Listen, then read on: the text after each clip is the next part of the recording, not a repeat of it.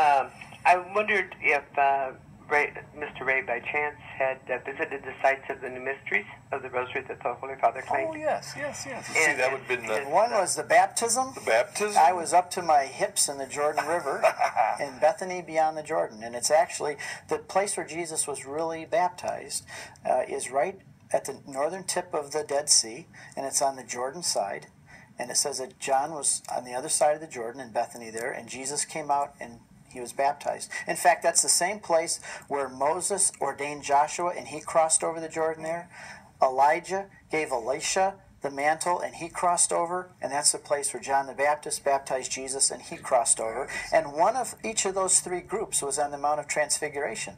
Elijah, Moses, and Jesus. So there's the Transfiguration, right. Is the fourth. And the fourth one there, we were just up there 2 weeks ago. Well, that was the fourth, Transfiguration, right? Right. What about baptism was the first.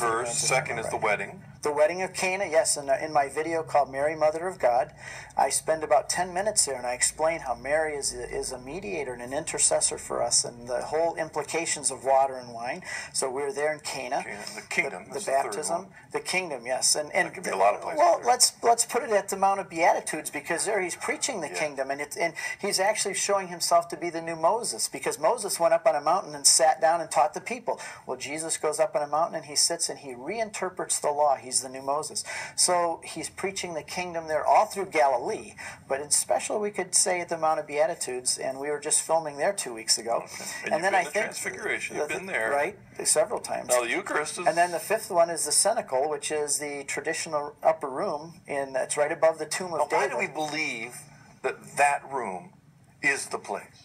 Well, a lot of times we have to trust the earliest Christians. And, for example, when Jesus was crucified and buried and rose again, that site was very special to them. And they would come there to pray, and they would build a little altar there, and they'd remember it. And so the tradition, it doesn't just mean it's a light thing. The tradition of the early church about these sites is very strong evidence, because they remembered where these sites were. The cenacle, or the upper room, was the place where many things took place there. I mean, it's rich, because there is where the Eucharist was instituted, the Last Supper. It was there that the priesthood was established. Later, Jesus breathed on them the Holy Spirit and established confession. So this is a marvelous room. So yeah, all five of those we were actually at. And if you watch our videos, you'll see all of those places and all the Catholic implications of them. Excellent. Let's grab one more email. Comes from Lewis in Ohio. I have enjoyed your program. The Catholic Church, as you say, truly is a historic church, but I'm wondering what we could say to someone who comments that Islam is also historic. What specific difference could we make between the two faiths regarding truth and historicity? Okay. Being historical doesn't make it true and doesn't make it a true religion. For example, many things can be true and historically accurate, but it doesn't make them eternally true. The difference is there may have been a Confucius, there may have been a Buddha, you know, I mean, that's historical. Exactly. Now, the difference with these two is the resurrection of Christ, I think, if you want to really boil it down to one issue. And in Islam, they deny the fact that Christ was crucified. They say that he would not, no way, if he was such a great prophet, and could he have been crucified.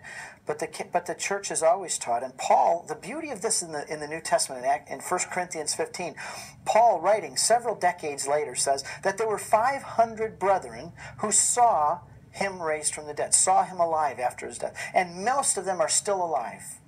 And so what I'm teaching you here about Jesus, the Son of God, both man and God, suffered on the cross and died and rose again. It's like one of our friends. If somebody dies and you put him in a coffin and put him in the ground and cover him, and 3 days later they're in your room talking to you, and you go out and look and the ground is dug up and the coffin's open.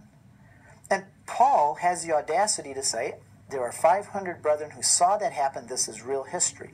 Now, the Muslims deny that that happened. They deny that Jesus was God. He was just a prophet. So even though many aspects of their history and so on is historical, yet they deny the essential truths of what the Catholic Church teaches.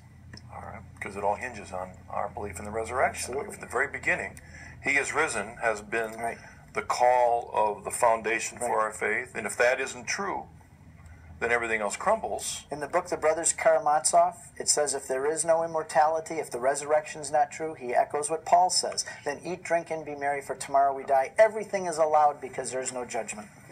All right, Steve, you've been a Catholic for 8 years. You've walked in the footsteps of Moses and Abraham and Jesus. How has your Catholic journey, talk to us again about how that has it brought you closer to Jesus? I would say, I'm going to say objectively and subjectively. So I'm going to answer it on two lines.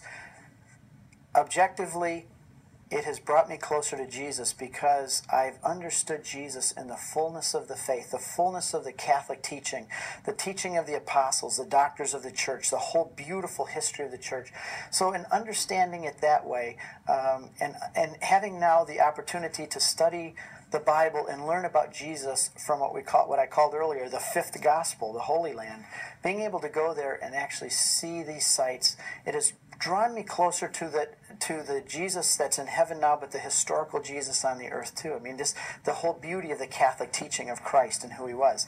Subjectively, I'd have to say that my love of Jesus now is more than it ever has been. And even though I was taught to love Jesus, the more you know him, the more you love him. And the Catholic Church has taught me more about him and how to love him more. So because of the teachings of the church, I've grown to love him even more. And I'd also say, and I think you could probably agree with this as a convert yourself, that many of my friends who are converts, because of the sacraments, because of this newly found deeper love of Jesus and the church, and Jesus in his church and the sacraments, there's more of a victory over temptation and sin. There's more of a desire to be holy and a victory in that area. I'm not saying I'm holy. I'm just saying that I sense a move in that direction. And my wife can attest to that, and nobody's a better judge of that than your spouse. But the more you get close to Jesus, the more we're supposed to be like him. We're supposed to take on the divine nature. We're supposed to become holy like he is holy.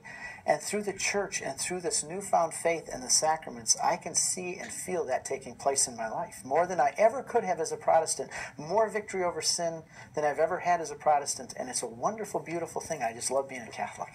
Steve, thank you. Well, thank you. Thank you for joining us. It's always great to be here. Encourage the audience to look up your videos. You got one on Peter and Mary already produced, and you're working on the third of the series of 10. You also have a brand new book, St. John's Gospel by Ignatius Press, so encourage. But also your other books, Crossing the Tiber and then Upon This Rock. Crossing the Tiber is my conversion story, and Upon This Rock is an explanation and defense of the papacy from their Bible and the early church. All right, thanks. Thank you very much. Okay.